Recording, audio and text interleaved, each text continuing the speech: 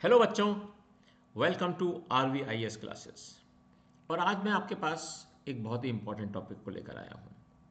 आजकल चारों तरफ स्पेशल रुपी वॉस्ट्रो अकाउंट के बारे में चर्चा हो रही है। बहुत सारे रील्स बनी हैं, बहुत सारे लोगों ने शॉर्ट्स बनाए हैं, लेकिन मैंने सोचा कि चलो आपको शॉर्ट के साथ साथ एक बार ये भी समझाया जाए कि विस्तृत रूप से ये सारी कुछ प्रक्रिया कैसे होती है। तो आइए सीधे ही क्लास में चलते हैं।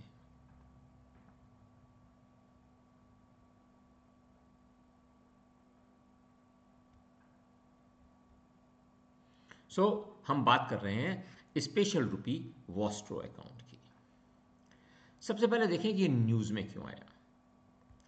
आरबीआई ने रिसेंटली गाइडलाइन इशू करी और उसके अंदर ऑथराइज्ड डीलर बैंक्स को ये ऑथराइज किया कि वो special rupee vostro account foreign correspondent banks के लिए खोल सकते हैं without prior approval of RBI. इसका क्या मतलब हुआ कि जो रूपी डोमिनेटेड डिनोमिनेटेड इंटरनेशनल अकाउंट्स हैं दूसरे कंट्रीज़ के बैंकों के द्वारा हमारी कंट्री में अब बिना किसी परमिशन के आरबीआई के अप्रूवल के ऑथराइज्ड डीलर बैंक्स के द्वारा खोले जा सकेंगे। पहले हर बार बैंकों को जाना पड़ता था रिजर्व बैंक के पास परमिशन लेने के लिए। अब ये जो चेंज कर दिया गया है इसके कारण ये अकाउंट्स खोले जाने की प्रक्रिया हमारी कंट्री में फास्ट हो जाएगी। और इससे एक और भी बहुत बड़ा फ़ायदा होगा कि जो आईएनआर बेस्ड पेमेंट्स हैं और जो सेटलमेंट्स हैं फॉर एक्सपोर्ट्स और इंपोर्ट्स वो आसानी से होने लग जाएंगे। इसका मतलब जो ग्लोबल रिजर्व करेंसीज हैं उनके ऊपर हमारी रिलायंस कम हो जाएगी।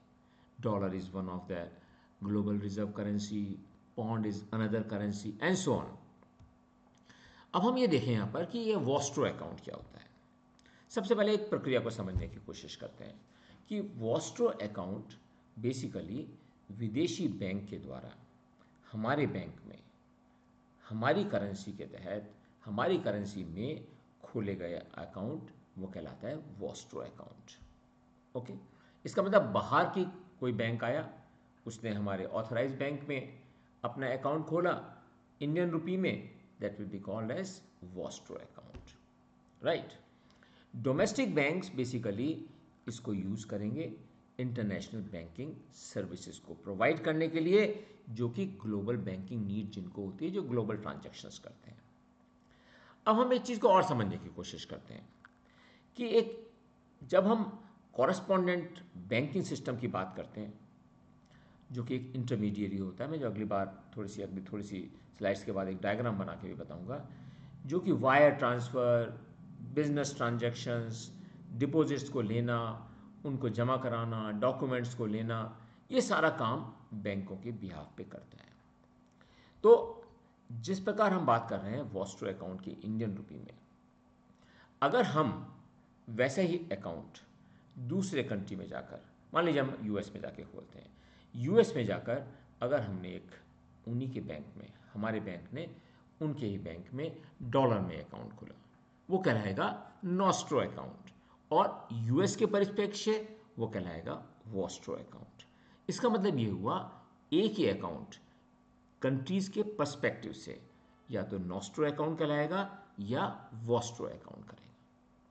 अब हमें एक बात समझ लेनी चाहिए अच्छे तरीके से कि जैसे ही हमारे कंट्री के अंदर वॉस्ट्रो अकाउंट खोलने की इस तरह से लिबरलाइज परमिशन दे दी गई है, इसका मतलब ये भी हुआ कि जो डोमेस्टिक बैंक्स हैं they will gain wider access to foreign financial markets, और जो इंटरनेशनल क्लाइंट्स को हैं उनको अच्छे तरीके से आसानी से सर्व कर सकेंगे। ये है इंपॉर्टेंट बात। In case of trade with any foreign nation, payment in rupee for the export and import of banks will go to those vostro accounts. अर्थात एक्सपोर्ट होगा तो भी वॉस्ट्रो अकाउंट में पहले पैसा आएगा, इंपोर्ट होगा तो भी वॉस्ट्रो अकाउंट में पैसा जमा कराया जाएगा, जो कि दूसरे कंट्री के बैंक को वहाँ पर मिल जाएगा और जो उसको ट्रांसफ़र कर देगा क्लाइंट को। इसका मतलब ये हुआ कि the owners and beneficiary of this money will be the exporters and importers in both the banks. The banks will keep the record of money transferred, और ये मनी लीगली ट्रांसफर्ड मनी ही होगी। तो मैं इसको दोबारा अच्छी तरह से बताना चाहता हूँ। नॉस्ट्रो अकाउंट का मतलब अवर money in deposit at your bank. इसका मतलब हम कह रहे हैं कि दूसरे कंट्री में हमने एक बैंक अकाउंट खोला है हमारे बैंक ने, जो कि उस देश की करेंसी में है। उसी प्रकार जो वॉस्ट्रो अकाउंट है वो हमारे कंट्री में हमारे रुपए में दूसरे कंट्री के बैंक द्वारा खोला गया अकाउंट है। ओके, अब ये तो क्लियर हो गया होगा काफ़ी अच्छी तरह से। अब हम इसको समझने की कोशिश करते हैं कि स्पेशल रुपी वॉस्ट्रो अकाउंट कैसे स्टार्ट हुआ। ये हुआ जुलाई 11 2022 को, जब आरबीआई ने इंटरनेशनल ट्रेड को रुपी में सेटल करने का मैकेनिज्म इंट्रोड्यूस किया। और इसका बेसिकली उद्देश्य ये था कि ग्लोबल ट्रेड बढ़े और एक्सपोर्ट्स जो इंडिया से हो रहे हैं उनको शक्ति मिले, और ग्लोबल ट्रेडर जो ट्रेडिंग कम्युनिटी है वर्ल्ड की, उनको रुपी में ट्रांजैक्शन करने के लिए मोटिवेशन मिले। और इस चीज़ को ध्यान में रखते हुए settlement of trade transaction with any country, एक AD bank in India may open special rupee wastro account of correspondent banks of the partner trading country। अगर हम सीधे सीधे इसको कहें, इस चीज़ कॉम्प्लिकेटेड चीज़ हो गई थोड़ी सी, तो समझाने की बात कहने की है कि जो रुपी वॉस्ट्रो अकाउंट होंगे वो फॉरेन एंटिटी की होल्डिंग्स इंडियन बैंक में इंडियन रुपी में रखेंगे। सिंपल सा इसके अंदर है, कोई ऐसा कॉम्प्लिकेशन नहीं है ये। अब देखते हैं जरा क्या होने वाला है आगे, क्या फ़ायदा है इसको, इंडियन ट्रेडर्स को क्या फ़ायदा है, इंडियन बिजनेसमैन को क्या फ़ायदा है। जब एक कोई इंडियन इंपोर्टर कोई मान लीजिए सामान इंपोर्ट कर रहा है तो उसको पैसा पेमेंट करने पड़ेगा उसको, तो वो एक फॉरेन ट्रेडर को इंडियन रुपी में पेमेंट करेगा, और जो ट्रेडर है जो इंडियन रुपी में पेमेंट कर रहा है वो उसके अकाउंट से पैसा निकलकर वॉस्ट्रो अकाउंट में चला जाएगा जो इंडिया में खुला हुआ है। अर्थात इंपोर्ट करने वाले को अब फॉरेन करेंसी में पेमेंट करने की आवश्यकता नहीं होगी। ओके, लेकिन दूसरा कंट्री को भी सहमत होना चाहिए इस बारे में, ये बात इंपॉर्टेंट है, ध्यान रखिएगा कि दूसरा कंट्री इस पर्टिकुलर ट्रांजैक्शनल मैकेनिज्म से सहमत होना चाहिए। तो मैं कह रहा कि बताने की कोशिश कर रहा था कि अगर कोई इंडियन इंपोर्टर पेमेंट करना चाहता है फॉरेन ट्रेडर को इन रुपीस, तो केवल उसके जो इंडियन अकाउंट होगा उससे वो पैसा वॉस्ट्रो अकाउंट में ट्रांसफ़र हो जाएगा, और वॉस्ट्रो अकाउंट से वो पैसा कॉरस्पॉन्डिंग बिजनेसमैन या ट्रेडर को दूसरे कंट्री में मिल जाएगा। इसी प्रकार यदि इंडियन एक्सपोर्टर है, अब उसको पैसा आएगा बाहर से, तो उसने गुड्स ट्रांसफ़र किए और वो पैसा रुपए में वॉस्ट्रो अकाउंट में आएगा, और वॉस्ट्रो अकाउंट में आने के बाद जो एक्सपोर्टर है उसके अकाउंट में रुपी टर्म में वो पैसा ट्रांसफ़र हो जाएगा, यानी कि वॉस्ट्रो अकाउंट से वो डिडक्ट होकर एक्सपोर्टर के रेगुलर बैंक अकाउंट में क्रेडिट हो जाएगा। ओके, मैंने इसको एक बहुत अच्छे डायग्राम को बनाकर सिखाया है। मान लीजिए हमारा ये तो है फॉरेन बैंक, ओके, ये हमारा फॉरेन बैंक है।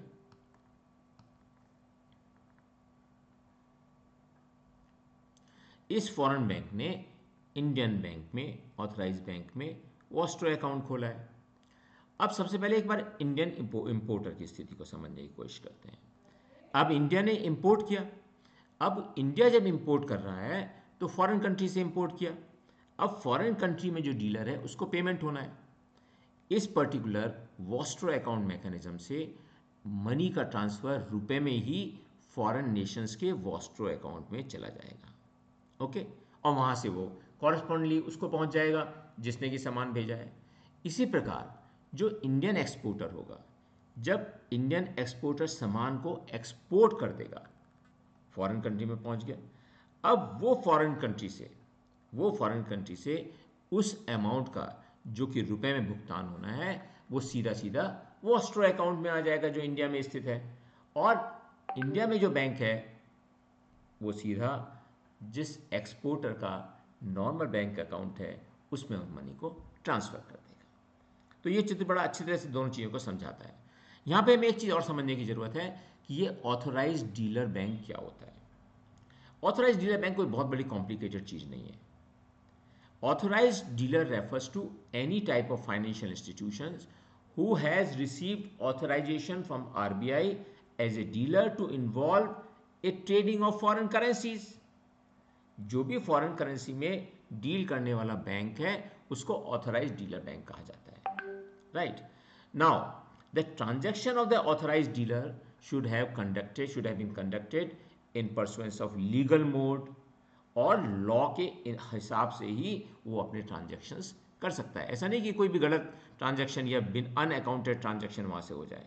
तो ये सिंपली एक बैंक होता है।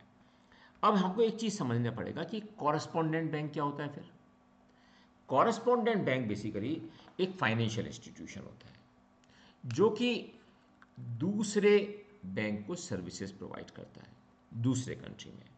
बेसिकली ये इंटरमीडियरी के रूप में और या एजेंट के रूप में काम करता है, ताकि वो आसानी से वायर ट्रांसफर्स कर सके, बिजनेस ट्रांजैक्शंस को सहूलियत करा सके, डिपॉजिट्स को स्वीकार कर सके इंडिया में उन बैंकों में जमा कराने के लिए वॉस्ट्रो अकाउंट में, डॉक्यूमेंट्स को गैदर कर सके and so on. Now the account held by the correspondent banks and the banks to which they are providing services, वही तो कहलाते हैं nostro and vostro accounts. They are the nostro and vostro accounts. है ना कितनी interesting linkage. अब आपको ये बात अच्छी तरह समझ में आ गई होगी कि ये Vostro account and nostro account की लिंकेज क्या होता है। यहाँ पर एक बात और देखिए, इस डायग्राम से आपको और भी अच्छा समझ में आएगा कि ये कॉरेस्पॉन्डेंट बैंकिंग कैसे काम करती है। ओके, ये हमारा सेंडर है क्लाइंट ए और ये है रिसीवर क्लाइंट बी।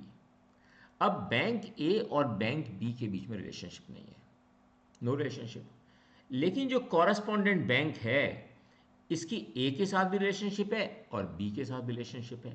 तो ये कहता है कोई चिंता नहीं, आप लोगों के बीच में फॉर्मल रिलेशनशिप नहीं है, मैं फैसिलिटेट करूंगा। तो ये जो जितने भी ट्रांजैक्शंस हैं ए और बी के बीच में, पहले ए से कॉरेस्पॉन्डेंट बैंक के पास होते हैं, फिर कॉरेस्पॉन्डेंट बैंक बी को वो ट्रांजैक्शन करता है। अर्थात ये एक लिंक के रूप में, एक एजेंट के रूप में काम करता है। इसी प्रकार अब मैं एंड में आपको ये बताना चाहता हूँ कि ये जो स्पेशल रुपी अकाउंट खोला गया है, वॉस्ट्रो अकाउंट खोलने की प्रक्रिया चालू की गई है, तो स्ट्रॉन्ग की गई है। ये बेसिकली रुपए को स्ट्रॉन्ग करने और उसको ग्लोबलाइज करने के लिए की गई है। बच्चों, यहाँ पे एक बात समझने की बहुत ज़रूरी है कि इस फ्रेमवर्क से जो हमारी फॉरेन एक्सचेंज की डिमांड है वो नेचुरली कम आ जाएगी, क्योंकि जब ट्रांजैक्शंस रुपी में हो रहे होंगे और जो इंपोर्ट होता है, इंपोर्ट में बहुत ज़्यादा पैसा खर्च होता है, इंपोर्ट में खर्च होने वाली फॉरेन करेंसी में काफ़ी सब्सटेंशियली कमी आ जाएगी और इस प्रकार हमारी करेंसी को इंटरनेशनल लेवल पर स्ट्रेंथ मिलेगी। और एक बात और कि ये जो फ्रेमवर्क है जो हमने बनाया है SRVA का, would also reduce the need for holding foreign exchange reserves at very high rates and dependence on foreign currencies। इसके कारण हमारे कंट्री लेस वल्नरेबल हो जाएगा एक्सटर्नल शॉक्स के लिए। ये नहीं कि कोई करेंसी में वेरिएशन हुआ और हमारा शेयर मार्केट और रुपए की वैल्यू और सब फर्क हो गए। उन सब चीज़ों से ये वॉस्ट्रो अकाउंट के अंदर हम ट्रांजैक्शन करने लग जाएंगे तो बहुत ही ज़्यादा सहूलियत मिलेगी और एक्सटर्नल शॉक्स को हम आसानी से डील कर सकेंगे। नॉट ओनली दिस मेरे बच्चों, Indian exporters could get advance payments in Indian rupees from overseas clients. कितनी बढ़िया बात है कि अगर हम ओवरसीज क्लाइंट को ट्रांसफ़र कर रहे हैं कोई गुड्स, अब हमको जो एडवांस पैसा मिला वो हमारे पास रुपए में आ गया और उस पैसे को हम अपने बिजनेस में लगाकर जो सामान प्रोड्यूस कर रहे हैं उसको तीव्र गति से और जल्दी से पहुंचाने की कार्रवाई कर सकते हैं। तो इसका मतलब ये हुआ कि जो लॉन्ग टर्म में हमारा रुपया बहुत ज़्यादा प्रमोट होगा और इंटरनेशनल करेंसी के रूप में मान्यता प्राप्त करने लगेगा और रुपी सेटलमेंट मैकेनिज्म अच्छी तरह से सेटल होते ही, जैसे SRVA स्ट्रांगली एस्टेब्लिश होगा, हमारे लिए बहुत सारी सहूलियतें बढ़ जाएंगी। मुझे आशा है कि मैं इस स्पेशल रुपी वॉस्ट्रो अकाउंट के बारे में और इससे कॉरेस्पॉन्डेंट जो भी मुद्दे हैं उनको अच्छे तरह समझा पाया हूँगा। सीखते रहिए RVIS क्लासेस के साथ, जहाँ मैं पढ़ा रहा हूँ सभी subjects. Thank you very much.